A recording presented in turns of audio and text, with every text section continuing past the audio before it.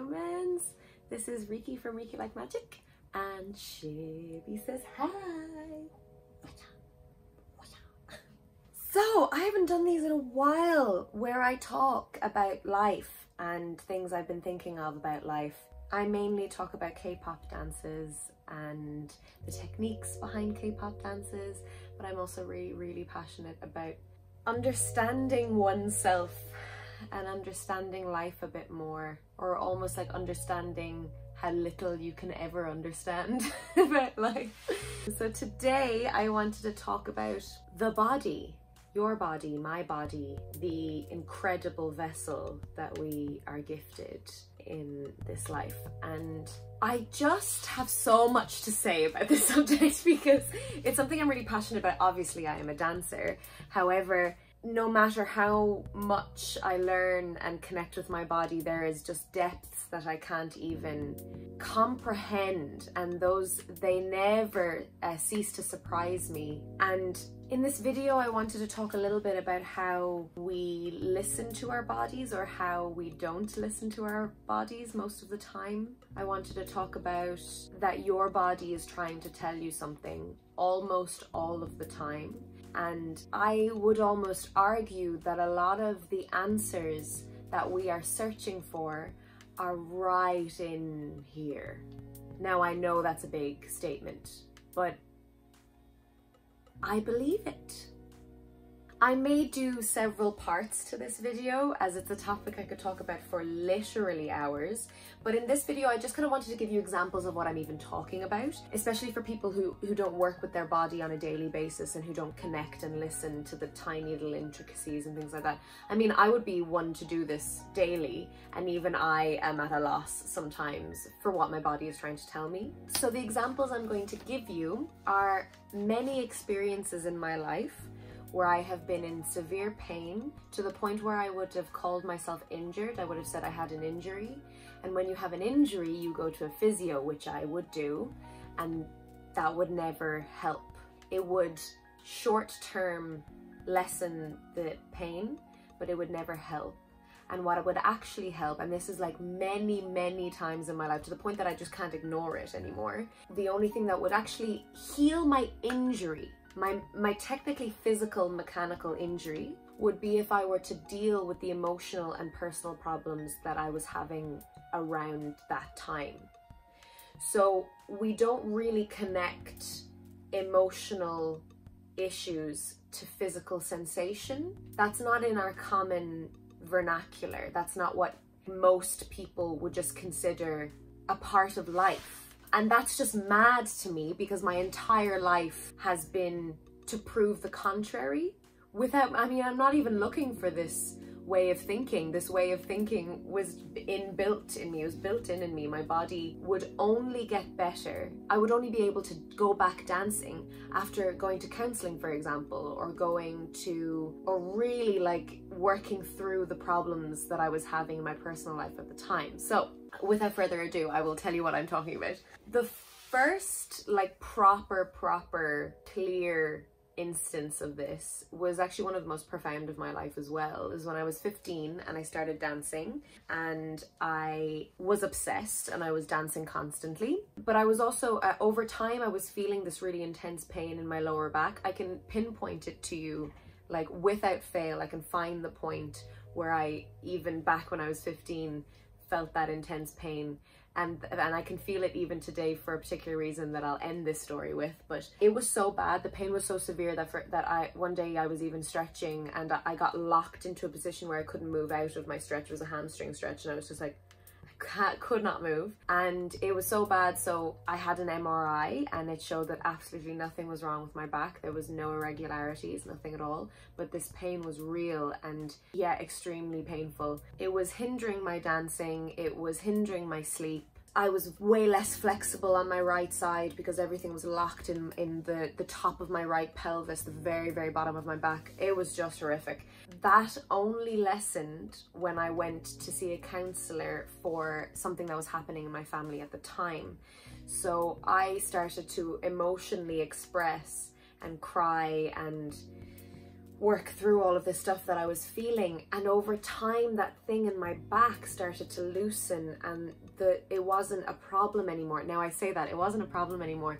It came up periodically throughout my whole life. It has appeared, this pain, periodically throughout my whole life. And now I call it my alarm clock, because every time I am extremely stressed, like a stress that I don't feel in my chest and I don't feel in my stomach and I don't feel in all the normal places I would feel my usual stress. If I feel completely fine here, my alarm clock goes off, like no joke. It goes like wah, wah, wah. Like this pain starts radiating, like old historical pain comes back. I consider it my friend now. I look at it with kind eyes now, because I just try and thank it every time, because it's my body trying to tell me something. It's my body trying to tell me that you are stressed beyond something that you can identify right now or recognize right now. So take it easy. Know that you're not doing so great. It would be quite a serious stress that isn't manifesting in normal ways. It's actually coming back in an old injury. So I have this with me, like not all the time, but it'll go off when I'm not in a good way. Like even now talking about it, I can feel it a little bit, because it, like, that's probably psychosomatic. Psychosomatic means that your body is experiencing symptoms that are probably coming from mental focus. But oh my word, it's when it happens, as it happens nowadays, it's not psychosomatic. This is the kind of the point I'm trying to make in this video, is that people could argue that all these things are psychosomatic, and I would argue very much against it, because listening to these cues has really helped heal from a lot of crap that I have experienced in my life.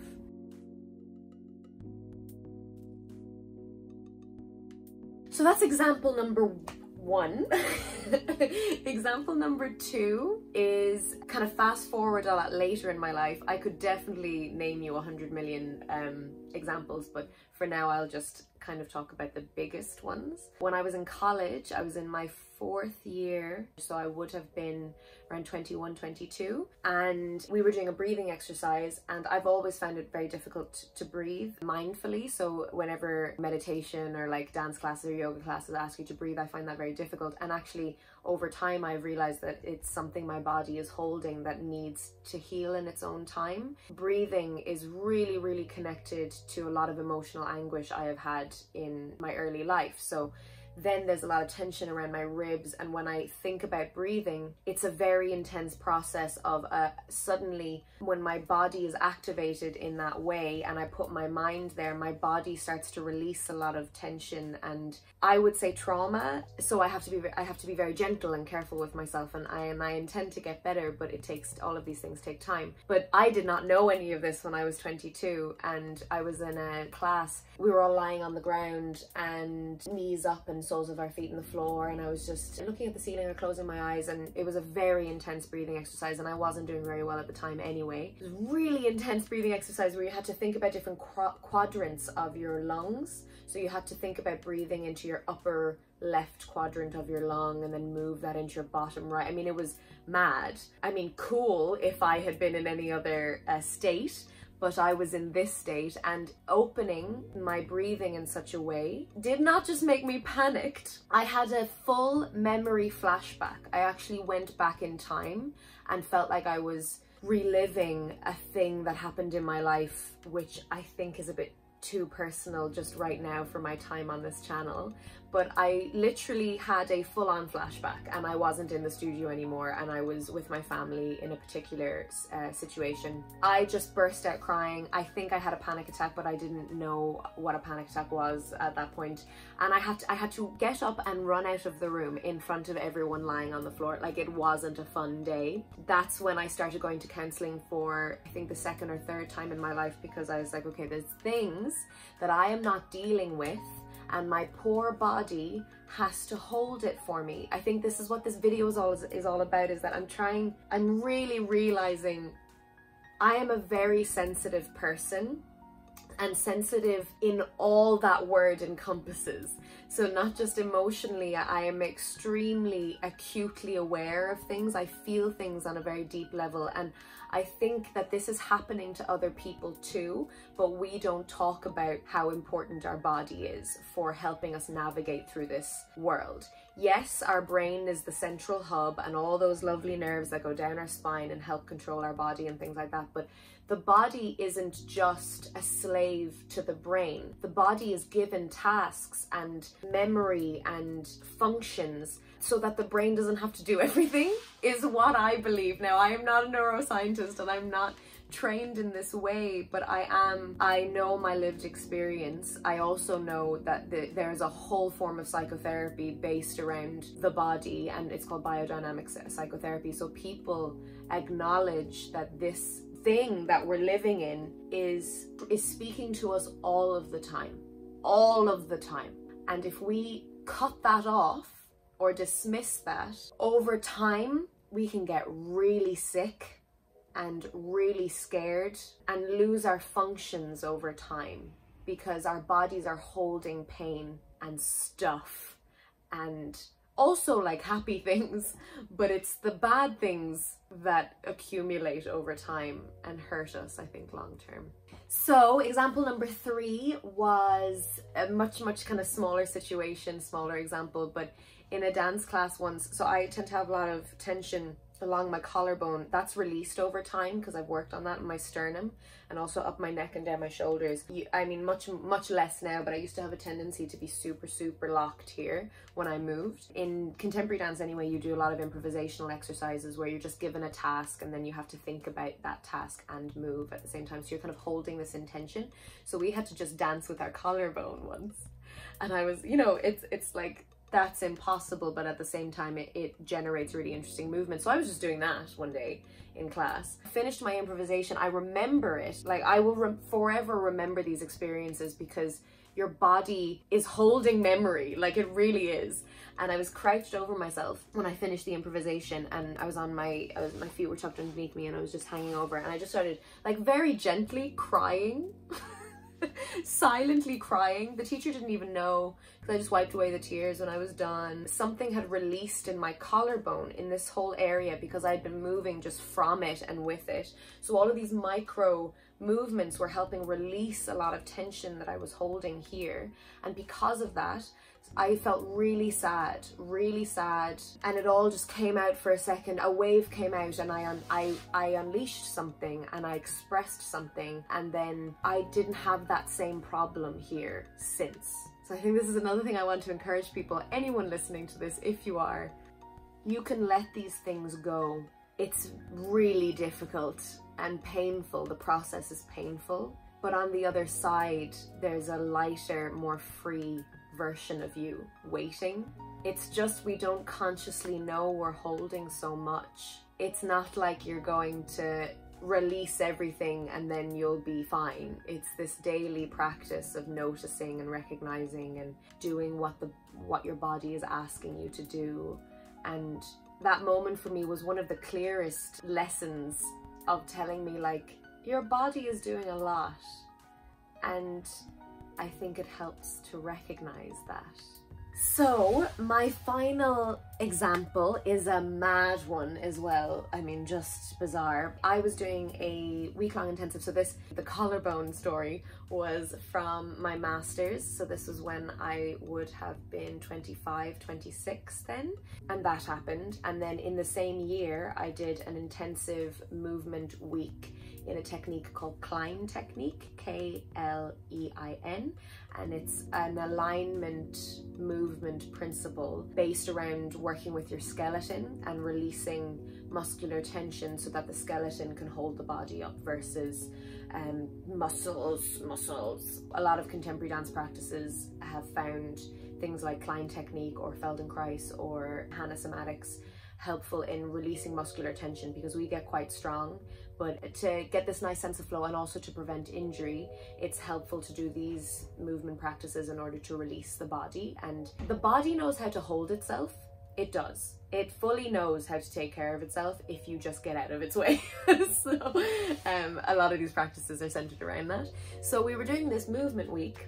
So essentially there's a lot of hanging over your legs. There's a lot of this hanging over your legs.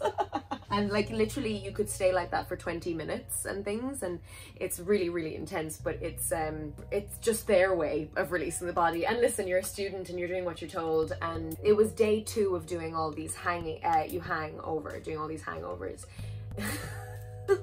I think that's what they call it. That's probably not what they call it. Anyway, we were doing that. We were doing loads of other movement exercises as well, but it's this one that was the most intense on my body, because this doesn't happen to me anymore because of this week when I was 25, 26. But hanging over like that, there was, I'm talking, the most intense pain in my collarbone again. Collarbone comes back. And people felt pain in different areas. I mean, you'd think your hamstrings would hurt, but instead it was my collarbone. And I mean, it was so horrific. But you know, she gives you all these tools. The teacher gave us all these tools in order to like work with it and come out of it and come back into it safely and things like that. So I did that for 2 days. That evening, the evening of the second day, I thought I got food poisoning because I had been feeling weird then throughout the evening. And then I went to a dance performance, I remember. Oh, I was supposed to perform actually in this dance performance, and I was feeling so sick I couldn't. And then I got home just in time to vomit my ring up. That's an Irish expression. We say vomit our ring up, which means just my entire insides just came out. But it only happened once, and when it happened I felt much better. Now, we could all say that was food poisoning. All of my friends were like, oh, you must have got food poisoning. So I was convinced I got food poisoning. Yes, I did. But there was this weird like other thought underneath that. I took a day off then just to recuperate. And then when I saw, and the teacher was fine with that. And then when I saw her the next day, another part to the story, I felt amazing on my day off. Like when I took that middle day off because I just vomited my ring up the night before, I felt amazing. Like amazing, like I'd been given a new body. I felt like I woke up in a brand new body, one that wasn't tired or feeling heavy. It was ready, it was prepared, it was pliable, full of agility. It was bizarre. So I just enjoyed that day of having a new body. And then the next day when I saw her, she said, do you think it was the work? And by the work, she meant the Klein technique, all the work we've been doing. And I was so happy she said that, because I'm even getting shivers just thinking about it, because when she said that, it gave me the permission to be like, yes, I think it was that. I know it was that. Because those 2 days had been so intense of essentially changing the alignment of your body that I had released toxins. Like I'd fully released toxins out of my body. And since that week, when I was 25, 26, my body has never been the same. I stood differently. I had some problems and pains that I had in my body, never had again. I mean, madness. I don't know why that doesn't compute properly. I think it's because maybe, yes, we know lots about the body and we also know very little about the body, and everyone's individual body is different, so different things are going to work for different people. So you can't measure this stuff the way you would want to, the way the scientific method wants to. So because we can't do that, people think it's not real. But I'm like, why are you waiting for the time we can measure something in order to believe something is real? Why can't it be real for you if it's helping, if it's making sense, if it's doing something profound for your journey on this earth? So this stuff has happened to me my whole life. I always felt crazy. I always felt really crazy. I mean, I talk about it with my friends, but I never get this kind of glint of recognition in their eyes of like, oh, I know what you're talking about. And I have heard that there's a lot of writing and school of thought in things like psychotherapy, and you know, there is disciplines out there who fully recognize this, but it's just that I have such specific stories in my life that I haven't heard from others either. So if this resonates with you, please talk to me. If any of this makes any sense, please talk to me. And then moving on to the end of this video, if you're a person out there who really has very little connection with your body, you really don't know what you're feeling at any given moment, that's okay as well. That's just the life that you have so far, and there's nothing wrong with that. It's just I think everybody's life could be a bit richer if they connected to what their body was trying to tell them. But really it just begins with recognizing slowly but surely. I know a woman who said she was so disconnected with her body, she was afraid to go to the doctor in case they would ask her where it hurts or where she feels the problem, because she could never answer that question. Now that's pretty disconnected, and she's done a lot of somatic work actually in order to help herself with that, and it's just mad the changes she experienced. But to begin with, it's just about allowing yourself a couple of minutes a day at first to just check in, you know, just check in. And if you don't feel anything, that is okay, right? If you feel nothing, you're still gonna do it for a couple of minutes every day. And it doesn't even have to be anything emotional like I talked about. You can just be like, I feel really hungry. That could be it. I feel really hungry. You're just trying to develop a brain, almost gut connection. You're just trying to develop some sort of awareness of your body and just work from there then, you know? And for anyone who does feel things and then doesn't know what to do with the things that they're feeling, like the physical sensations, so if you feel a tightness in the chest or you have difficulty with your digestive system, because that can be very, very emotionally connected as well. I have so much wrong with my digestive system and stress can really affect your stomach and your intestines. Or just like, you know, you have a recurring injury, like you keep spraining your ankle or things like that. We don't want to try and fix our body. This is a big thing that I've been learning, and something that I'm still working on, is you're not going to resist or try to fix. So that's a clinging feeling, the trying to fix, and the resist is a pushing the pain away. You're not going to try to do either of those things.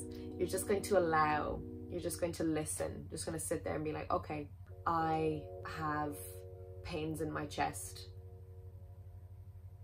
I have pains in my chest. Hello. Welcome, pains in my chest.